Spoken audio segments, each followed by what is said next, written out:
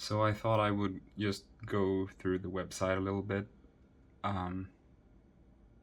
Yeah, maybe some won't really have access to. It should work on mobile and everything as well. So I'll start, but yeah. So I'll start with just saying that please try to remember that I just took this file, this HTML file from this USB stick, and I put it in my computer. I uploaded the file to my drive and I used some sort of website called something like Drive to Web, which just takes all the HTML files you might have and makes it so that it's a shareable link. And then I used the URL shortener to that. So if you were to dig into this, it might lead to my drive or something. So yeah, just remember that I don't think this can be updated, or that things, yeah. Just please use caution, knowing that I'm the one who put this up. So,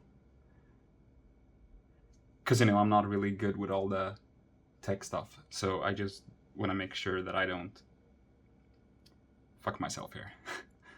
So this is the first thing you see. It says, in front of you, neatly lined up, are 10 tapes. You don't know why. They are alike, yet vastly different. Some feel familiar, some you've never seen. 1. What many would describe as a stained cardboard shell with an unappealing, even ugly black object enclosed within it lies in front of you. One of the sides of the tape exposed, stripped from its garb of moisture-damaged cardboard. It almost seems to sparkle and shine in the dim light. You lift it up to examine it more closely, and it seems feather-light in your hand. You have a hard time putting your finger on exactly why it feels so light and easy, but you have no urge to dig any deeper into that feeling or its origin. The risk of plaguing this feeling you possess regarding the object you're holding and its immaculate process frightens you. Nothing shall take this away from you. You turn it in your hand, inspecting each surface of the scarred package. Carefully you slide the tape out of its casing and place it in your hand. You carefully run your fingertips along its surface, every single scratch on the black plastic, gently letting your index fingernail stick and halt its movement in the deepest ones. The hollow plastic safely clucks upon being tapped. What you have in your possession has been held highly by many. Though it isn't quite love, it's not far off from it. Something jerks you back. How long have you been standing here? The skin on your fingers all the way down. Sorry. The skin on your fingers all the way down to your knuckles and all around the entirety of your hand, now accustomed to the familiar ragged surface of the tape, as if its crevices were lines in your own palm. You carefully return the tape to its cardboard home. You put it back. So that's the first one. I don't think all of them are as long. But this video might be kind of long, I guess. But if you don't, if you can't view the site for some reason, this video should cover all of it, I guess. 2. This one gives you pause. Scare might be a strong word, but it has something your body instinctively tells you to run from, yet not a single muscle in your body as much as twitches. Brain shouting no, heart asking for more. The surface is cleaner than the first. You lack the words to explain it, but it is as if you for the first time understand the things you've read about in scripture and poetry, words not being enough. But not only that, even if the words didn't escape you, they'd be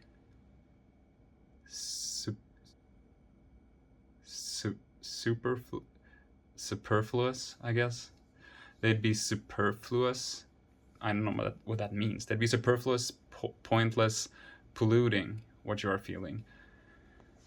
The words run the risk of destroying. Analysis run the risk of painting it in a light that your emotionality can't reconcile with, even if your rationality somewhere deep down in the dark cries faintly for you. The gray symbol on the side, two simple lines on the edge, buried in the dark, surrounded by absent superficial relationships, sung by voices echoing against the concrete walls. Scare is a strong word. It excites you, moves you. Perhaps it even worries you. But it does not scare you. You realize you never picked it up, you're just staring at it. You straighten yourself back up. I wish I had some commentary. I really don't know what to make of any of this. It's I guess poetic, and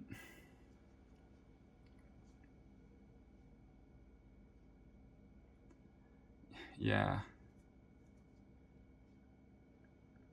sung by voices echoing. Yeah, sorry, I don't know.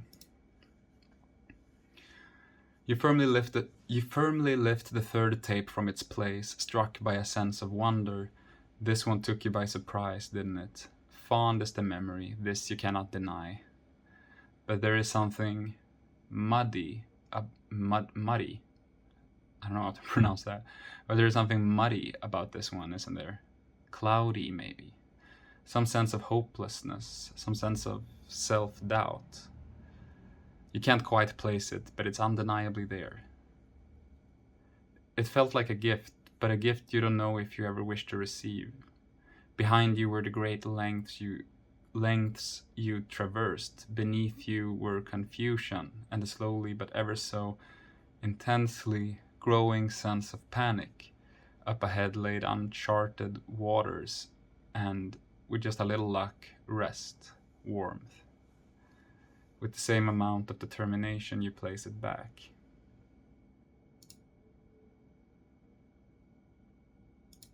What is there to say about this one? It waited, it gave. Of the bunch, this is certainly the fool, the jester, a wolf in sheep's clothing. You turn it around, examining all sides, so unremarkable. No matter how long you stare, it gives you nothing more. For so long, you thought this was all you wanted, all you needed. But as soon as you had it, it turned to ashes between your fingers.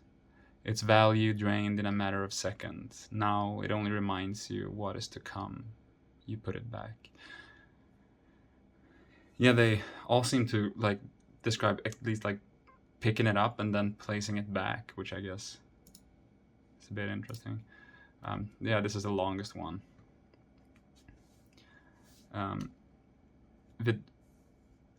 With veneration, no idea what that means. With veneration, you lift the fifth tape. You observe its shape between your fingers. You can't help but think of the implications of its mere radiance. This one is different. It stands alone. How a physical object such as a tape is alone, you cannot explain, but never has something so heavy felt so empty. Never has so little been perceived as so much. Never before has such indescribable weight been so light in your hand. You turn it over and over and over and over again. You fiddle with the label, examine the all sides. You fiddle with the label. I don't know if I'm reading this incorrectly or if it says that, or if that makes sense grammatically, or it sounds off to me. But as you know by now, not a native English speaker. You fiddle with the label, examine the all sides, inspect the corners, back to label again. There is nothing there. You know there is nothing there, yet you return to it anyway, obsessively. So unexpectedly it entered your consciousness, so So immediately it changed the conditions. The air vibrating, the breaths deafening. It does not scare you, though you feel that it probably should, but it doesn't. You are undoubtedly, I guess, I don't know how to say that either, sorry. You are undoubtedly frozen, for some unexplainable reason, more determined than before, to the ground. Never has such a whirlwind of intensity struck you to the ground and then, when the dust settled, left you with the impulse to stay down, to forfeit. And neither did this. See, for the orange glow of the nearly extinct fire that gently gasped its dying breaths in the darkness, a whirlwind was just what was needed, for through it a spark spiraled up in the darkness, took hold and lit the fire all over again. And it's going to take a lot more to extinguish the flame who's been put out once before. Yeah, this is going so long, so I'm not gonna really have any comments. I have no fucking idea. 6 is this that some people have